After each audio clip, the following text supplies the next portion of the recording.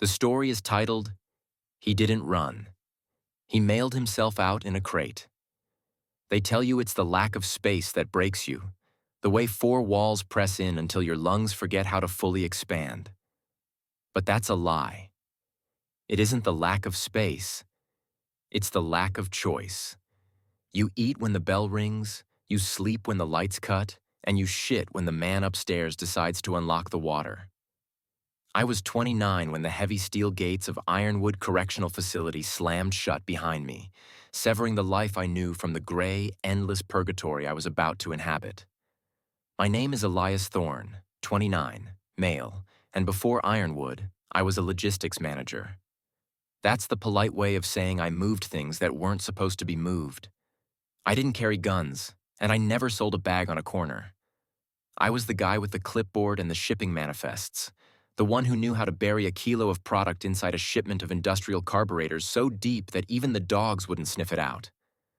I thought being the white-collar link in the chain made me safe. I thought I was insulated from the violence of the trade. I was wrong. When the feds finally kicked my door in, the cartel didn't send a lawyer. They sent a threat to my mother's house. So I took the plea. 15 years for trafficking and conspiracy. 15 years in a place where a logistics manager is just fresh meat with soft hands. Processing was a humiliating blur of squatting, coughing, and cold water. They strip you naked, not just to check for contraband, but to show you right away that your body isn't yours anymore. It belongs to the state of Ohio now. I remember standing there, shivering on the wet tile, looking at the guy next to me. He had a spiderweb tattooed across his throat and eyes that looked like they'd seen the devil and gotten bored. That was my welcome. They walked us through the yard to get to C Block. It was November, and the wind coming off the plains cut right through the thin orange jumpsuits.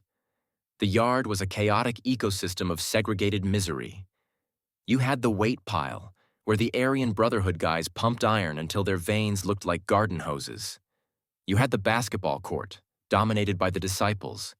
And then you had the fringe, the loners, the old-timers, the ones just trying to walk the track without getting shanked.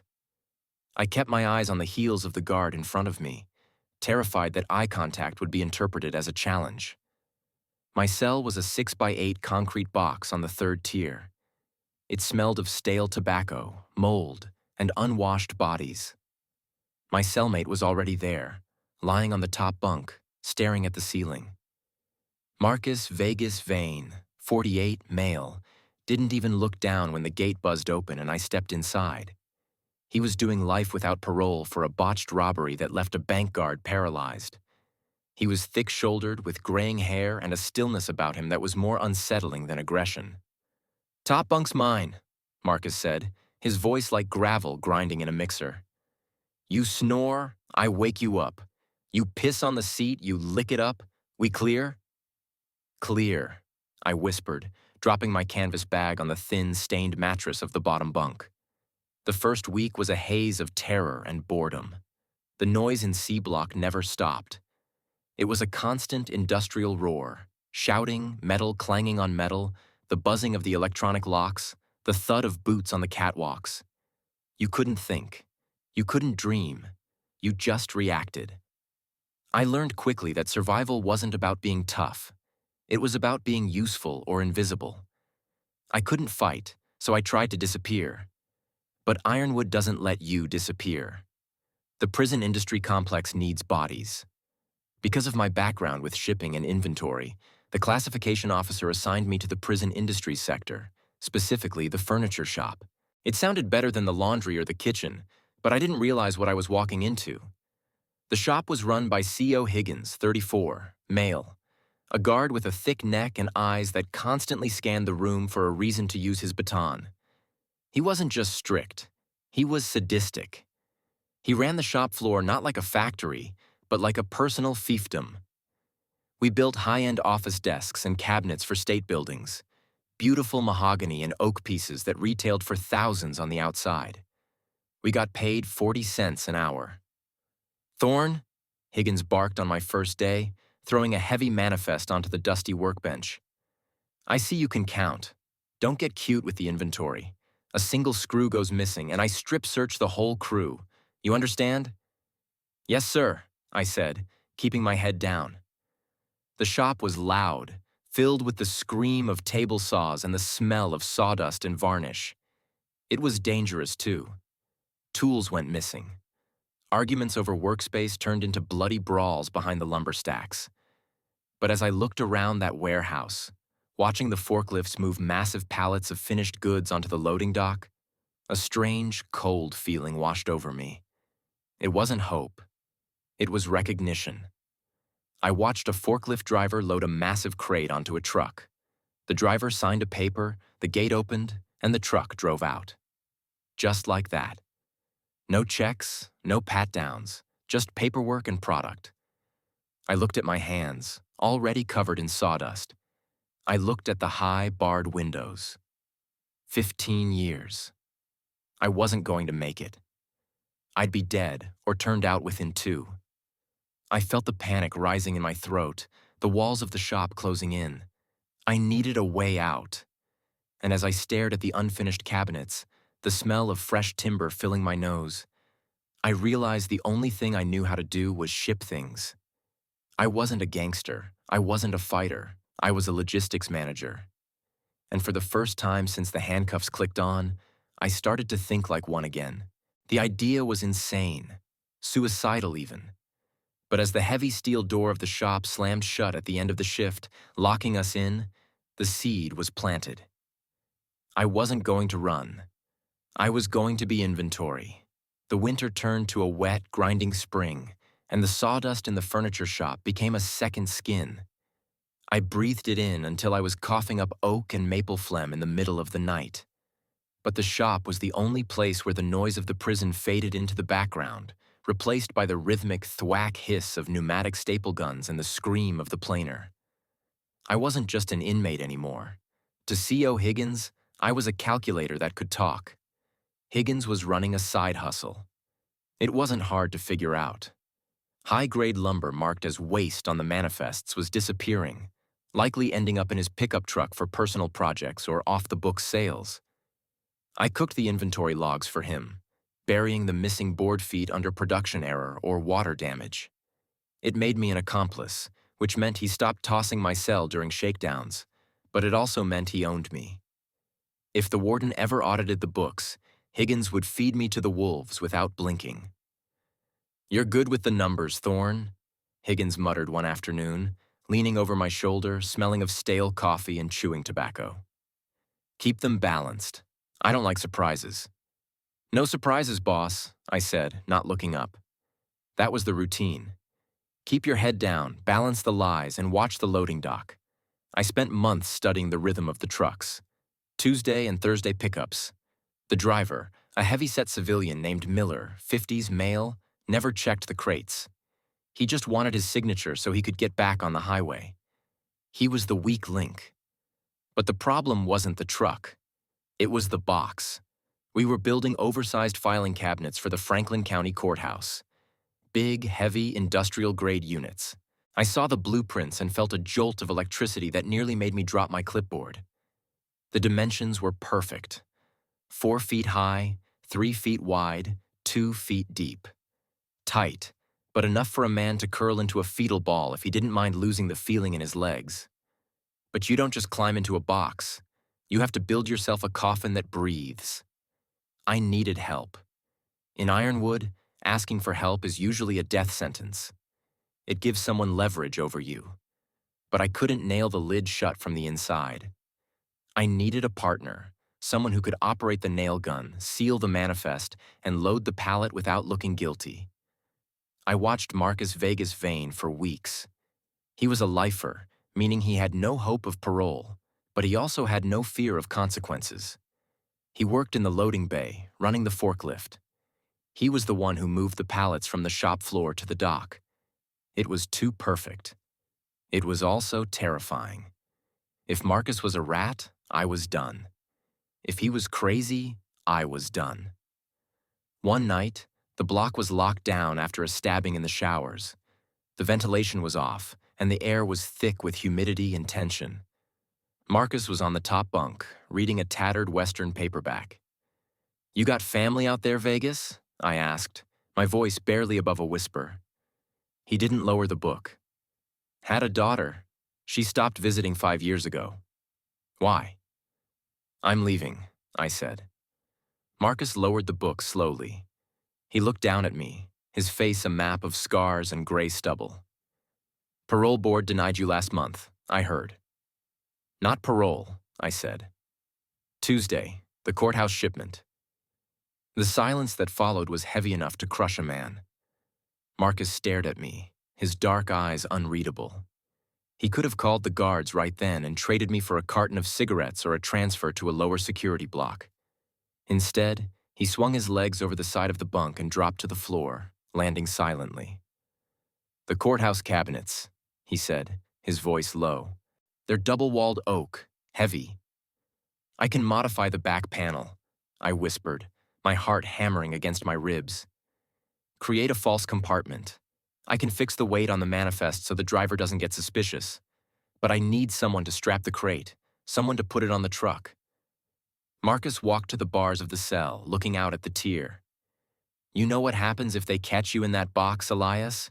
They don't just put you in the hole. Higgins. He'll make sure you have an accident with a table saw before you ever see segregation." "I know," I said. "But I'm dying in here, Marcus, piece by piece." He turned back to me. "What's in it for me?" "Nothing," I said honestly. "I had no money, no drugs. Just the knowledge that you beat them, that you helped one of us get over on the system that took your daughter away. It was a gamble, a distinct, dangerous gamble." Marcus stared at me for a long time, searching for fear or deception. Then, a corner of his mouth twitched. Not quite a smile, but close. "You're gonna need air holes," he said. "Drill 'em under the lip of the top molding. Paint 'em black. They won't see 'em." We started the next day. The preparation wasn't a montage. It was agonizingly slow. Every modification to the crate had to be done in plain sight, disguised as craftsmanship. I worked on the special unit in the back corner of the shop. I reinforced the bottom to hold my weight, removed the interior shelving to create the void, and lined the inside with foam padding stolen from the upholstery department to muffle any sound of movement. The tension was physical. Every time Higgins walked by, my stomach knotted. I felt like I was carrying a grenade with the pin pulled. Then, 3 days before the shipment, the breaking point hit. We were in the shop. A new kid, a jittery 20-year-old named Vhane, dropped a stack of laminate sheets on Higgins's foot. It was an accident. But Higgins had been on a tear all week, his face red with some personal misery he was itching to take out on us.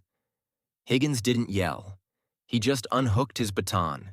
He beat Vhane right there on the shop floor in front of everyone. The sound of the baton hitting bone, a wet, dull thud, echoed off the concrete walls. Vhane curled into a ball, screaming, blood pooling on the sawdust. "Get back to work," Higgins roared, pointing the bloody baton at us.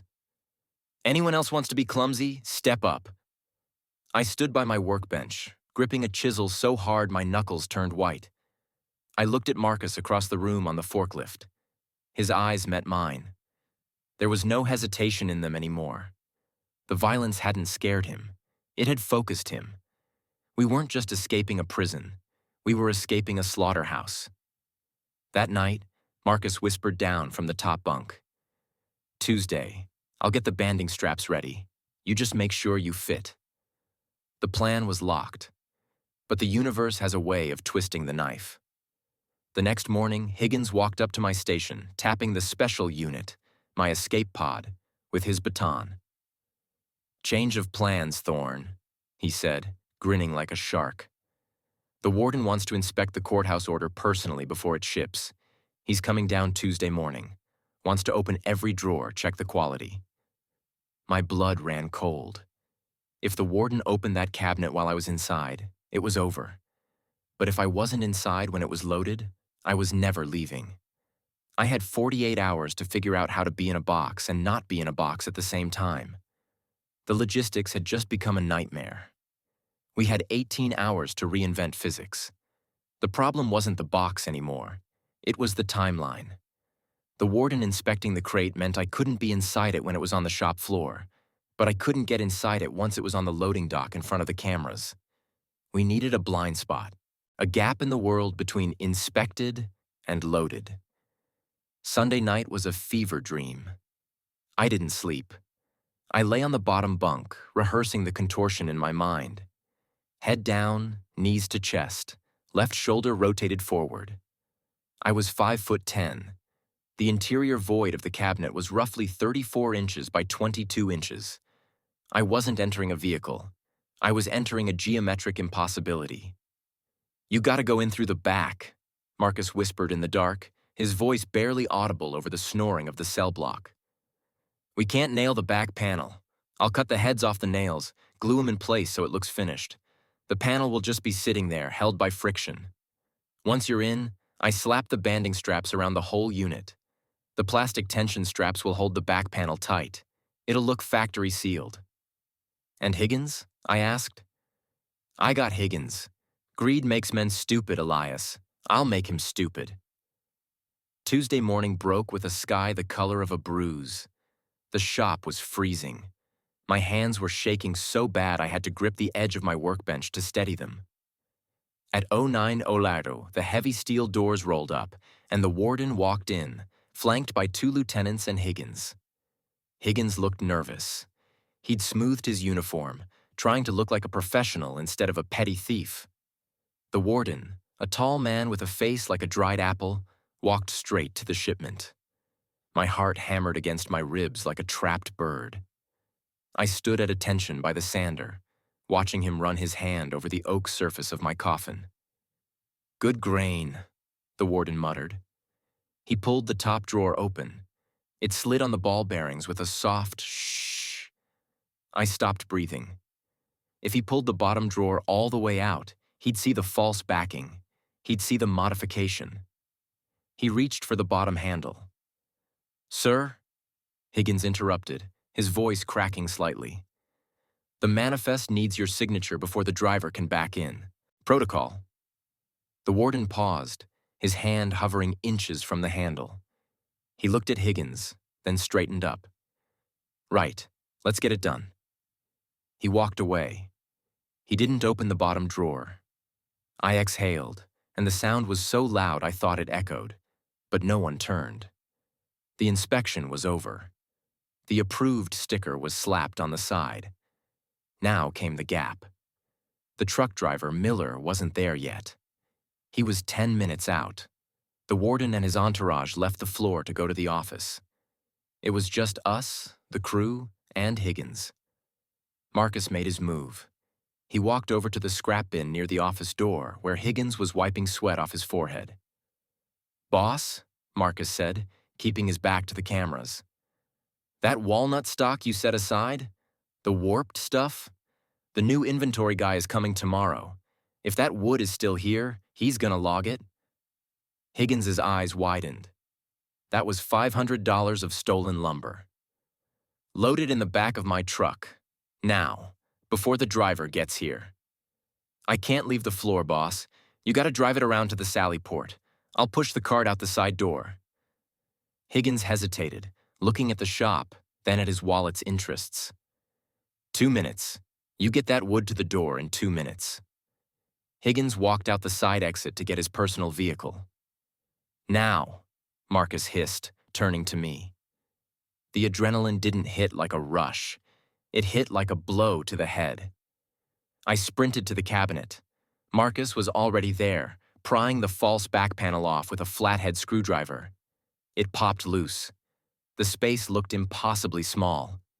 It looked like a mouth. "Get in," Marcus growled. "Don't think, just fit." I dove, head first, twisting my torso. My shoulders slammed into the internal bracing. Pain shot down my arm, hot and sharp. I kicked my legs up, curling into the fetal position. It was tight. Tighter than we measured. My knees were pressed against my chin.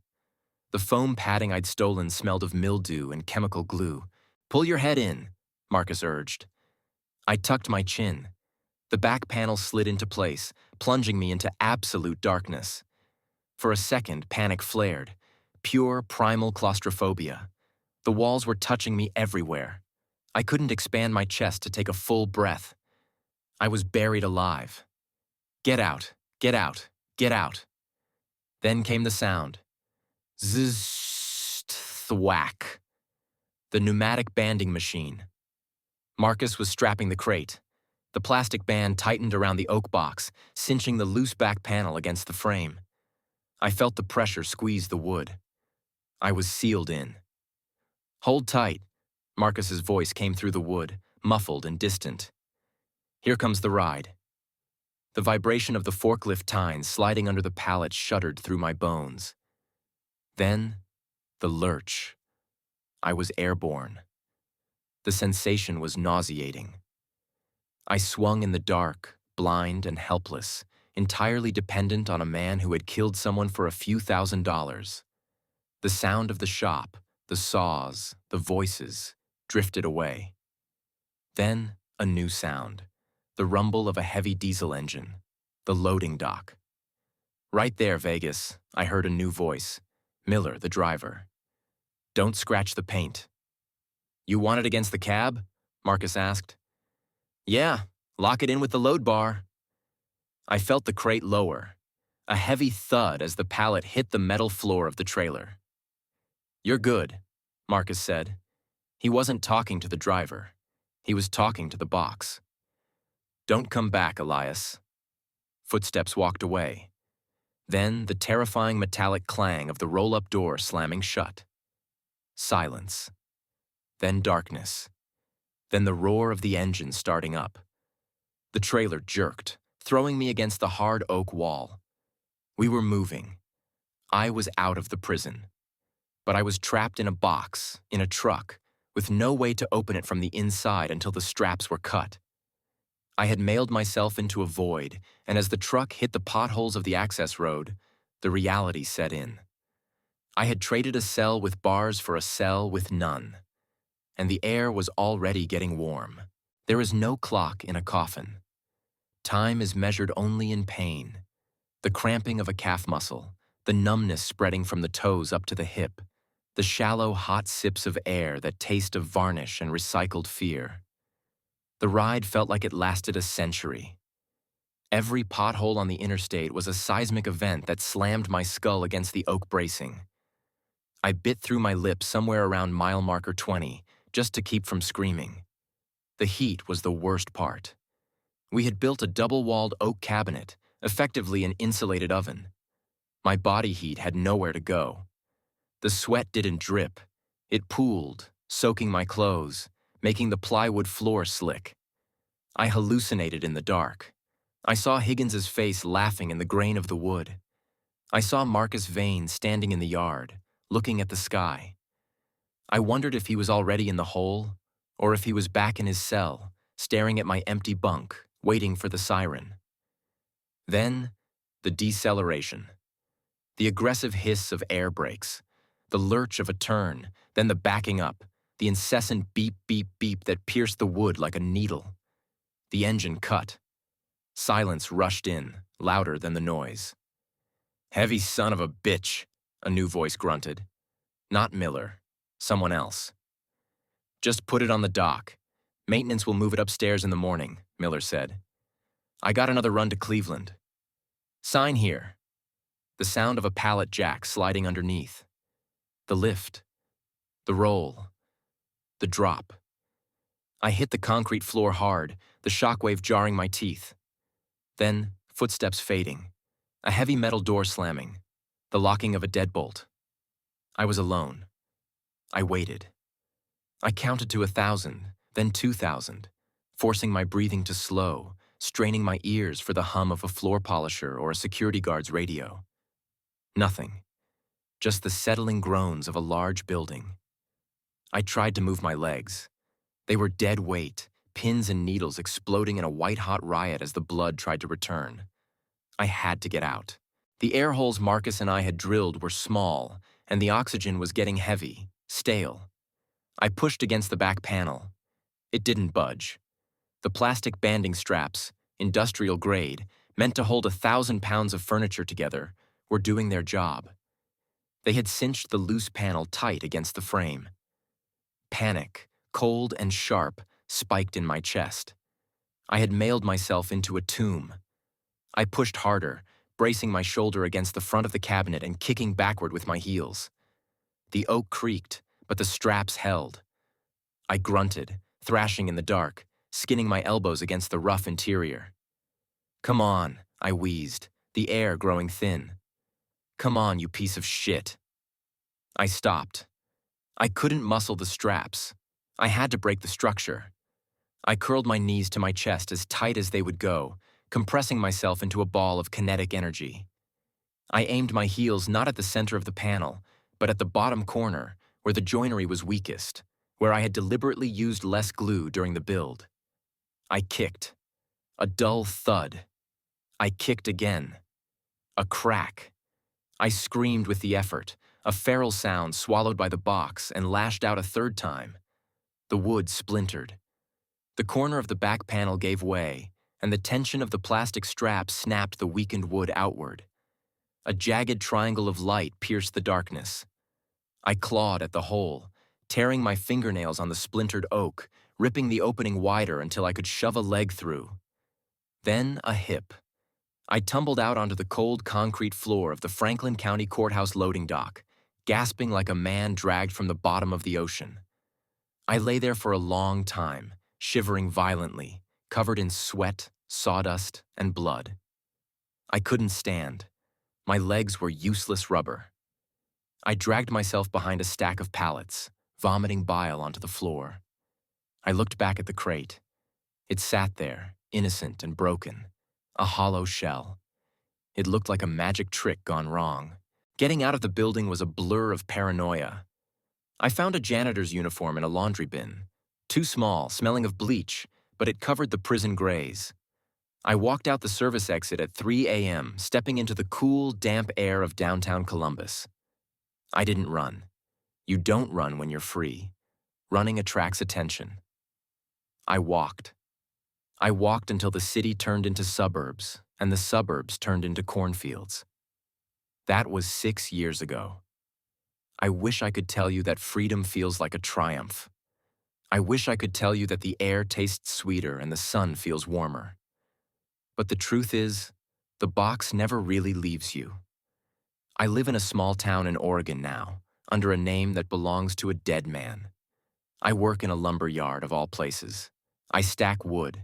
I count inventory. I keep my head down. I don't have friends. I don't date. Intimacy requires honesty, and honesty is a luxury I can no longer afford. Every time a police siren wails in the distance, my heart stops. Every time a boss looks at me too long, I calculate the distance to the door. I saw a news clipping a year after I got out. Marcus Vhane was found dead in his cell 2 weeks after my escape. Ruled a suicide, but the article mentioned blunt force trauma consistent with a fall. We both know he didn't fall. Higgins knew. The system knew. Marcus paid the invoice for my freedom. Sometimes, late at night, I wake up unable to breathe. The walls of my bedroom feel like they're closing in, shrinking down to the size of a shipping crate. I can smell the varnish. I can feel the vibration of the road. I have to get out of bed and stand on the porch, staring at the vast, terrifying open sky, just to remind my lungs that they can expand. I mailed myself out of hell, but I forgot to check the return address. I'm out, but I'm not free. I'm just lost inventory, waiting to be found.